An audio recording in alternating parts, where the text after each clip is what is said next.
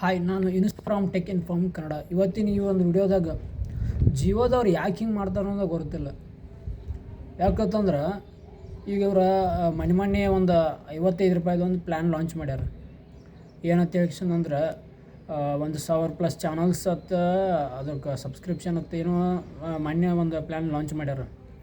ಮೊದಲು ಇವರು ಜಿಯೋದವ್ರು ಏನು ಮಾಡ್ತಿದ್ರು ಅಂದ್ರೆ, ನಾವೇನು ಮಂತ್ಲಿ ಪ್ಲ್ಯಾನ್ ರೀಚಾರ್ಜ್ ಮಾಡಿಸ್ತೀವಲ್ಲ ಅದ್ರ ಜೋಡಿನ ಜಿಯೋ ಟಿ ವಿ ಸಬ್ಸ್ಕ್ರಿಪ್ಷನ್ ಕೊಡ್ತಿರೋರು ನಮ್ಗೆ. ಅಂದರೆ ಎಲ್ಲ ಚಾನಲ್ಸ್ಗಳು ಆ್ಯಕ್ಸೆಸ್ ಮಾಡುವಂಥದ್ದು ಎಲ್ಲ ಚಾನಲ್ನ ಆ್ಯಕ್ಸೆಸ್ ಮಾಡ್ಬೋದಾಗಿತ್ತು. ಬಟ್ ಆದ್ರೆ ಈಗ ಹಂಗಿಲ್ಲ. ಈಗ ನಾವು ಮಂತ್ಲಿ ರಿಚಾರ್ಜ್ ಮಾಡಿಸೋದು ಮಾಡಿಸಿ ಕೂಡ ನಮಗೆ ಜಿಯೋ ಟಿ ವಿ ಆ್ಯಪಿನ ಸಬ್ಸ್ಕ್ರಿಪ್ಷನ್ ಸಿಗಂಗಿಲ್ಲ ಅದ್ರೊಳಗೆ ನಮಗೆ. ಅದಕ್ಕೆ ತಿಳಿಸಿಂದ ಇವ್ರು 55 ರೂಪಾಯಿದು ಒಂದು ಪ್ಲ್ಯಾನ್ ಲಾಂಚ್ ಮಾಡ್ಯಾರ.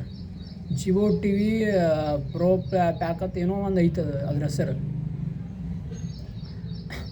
ಮೊದಲಾದ್ರೆ ಏನು ಮಾಡ್ತಿರೋರು, ನಾವೇನು ಮಂತ್ಲಿ ರಿಚಾರ್ಜ್ ಮಾಡಿಸ್ತೀವಲ್ಲ ಅದ್ರ ಜೋಡಿನ ಜಿಯೋ ಟಿ ವಿ ಆ್ಯಪಿನ ಸಬ್ಸ್ಕ್ರಿಪ್ಷನ್ ಕೊಟ್ಬಿಡ್ತಿರೋರು ನಮ್ಗೆ. ಆದರೆ ಈಗ ಅದನ್ನು ರಿಮೂವ್ ಮಾಡಿ ಇದು ಹೊಸ ಪ್ಲ್ಯಾನ್ ತೊಗೊಂಬಂದಾರ ಇವರು. ಇವ್ರ ಲಾಜಿಕ್ ಏನು ಅನ್ನೋದು ನಮ್ಗೆ ಅರ್ಥ ಆಗಲ್ಲ. ಏನು ಮಾಡೋದು ನೋಡ್ರಿ.